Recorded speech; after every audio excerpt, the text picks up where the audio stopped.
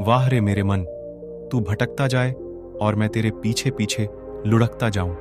जी हाँ दोस्तों, आज के युग में जब इतने सारे संसाधन हमारे पास है तो हमारे मन पर कोई वश नहीं रहा।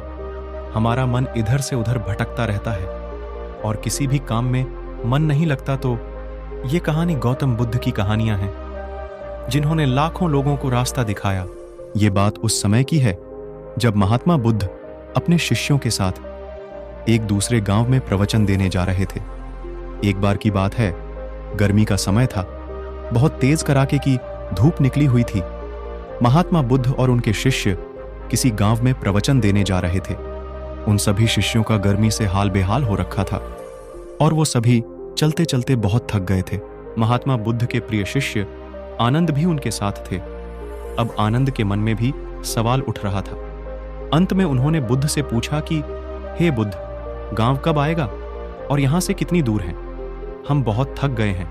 वहीं खेत में एक बूढ़ा आदमी काम कर रहा था। आनंद ने उस आदमी को देखकर बुद्ध से कहा कि चलिए हम उनसे पूछ लेते हैं कि हमारा ठिकाना कितनी दूर है।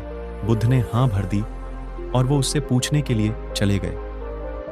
आनंद ने बूढ़े आदमी के पास जाकर पूछा कि यहां से अगला गांव कितनी दूरी पर है। बूढ़े आदमी ने कहा कि यहां से वो गांव अब कुछ ही दूरी पर है, आप जल्द ही पहुंच जाएंगे। यही कहकर वो आदमी बुद्ध की तरफ देखकर मुस्कुराने लगा। बुद्ध ने भी उस बूढ़े आदमी को देखकर मुस्कुराए।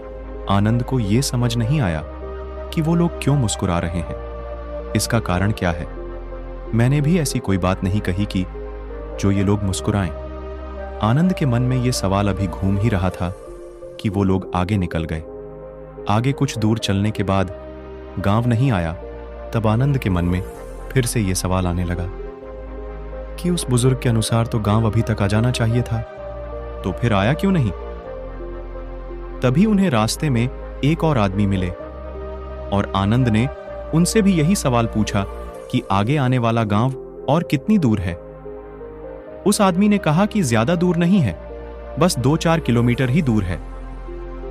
यह सुनकर आनंद ने मन ही मन सोचा कि बस अब तो पहुंच ही जाएंगे, पास में ही है। और फिर तभी दोबारा महात्मा बुद्ध रास्ते में मिले।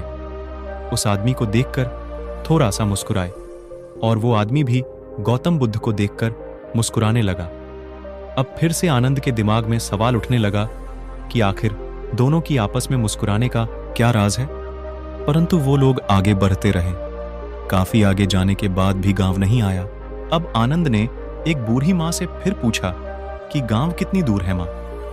बूढ़ी मां ने कहा कि बस कुछ ही कदम दूर है, आप गांव पहुंच ही गए हो। और एक बार फिर से वो बूढ़ी औरत खुद को देखकर मुस्कुराने लगी। आनंद ने फिर यह सब देखा, लेकिन वो उस समय कुछ न कहकर आगे निकल गया। अब भी गांव आने में समय था। आनंद के सब्र का बांध टूटने लगा था। वो समझ ही नहीं पा रहा था कि हम गांव पहुंच क्यों नहीं पा रहे। वो रास्ते में रुक गया और कंधे पर रखे सामान को क्रोध में आकर फेंक देता है और अंत में महात्मा बुद्ध से कहता है कि वैसे तो आपने कहा है कि बेकार के प्रसन्न नहीं करने चाहिए, लेकिन फिर भी मेरे मन में काफी देर से एक सवाल परेशान कर रहा है। कृपया करके आप मुझे उत्तर दें। बुद्ध ने कहा, पूछो, क्या पूछना है।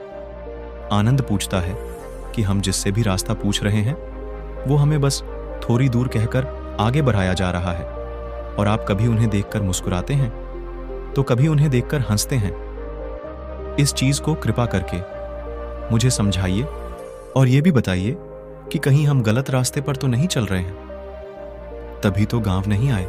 इतने देर से बुद्ध आनंद की बात सुनकर कहते हैं कि आनंद, हम बिल्कुल सही रास्ते पर चल रहे हैं और जिस रास्ते से हम गांव जा रहे हैं वहां के लोग मुझे जानते हैं, क्योंकि मैं पहले भी इस गांव में जा चुका हूं और मुझे इस रास्ते की दूरी भी पता है और यहां के लोग भी ये जानते हैं।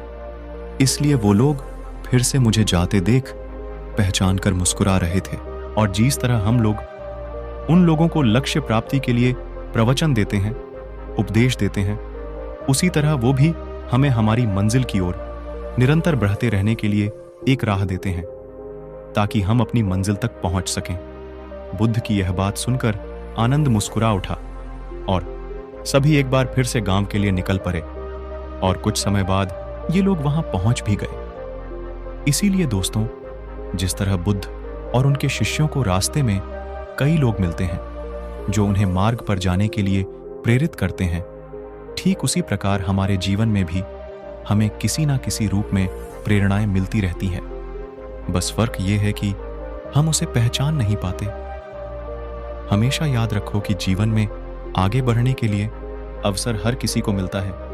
ये हमारे ऊपर है कि हम उस अवसर को पहचान पाते हैं या नहीं पहचान पाते, और साथ ही अपनी मंजिल तक पहुंचने के लिए धैर्य रखना चाहिए।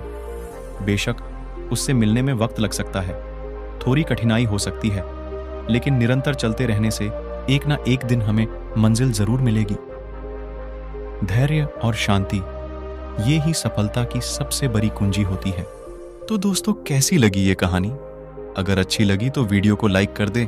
नमो बुद्धाय।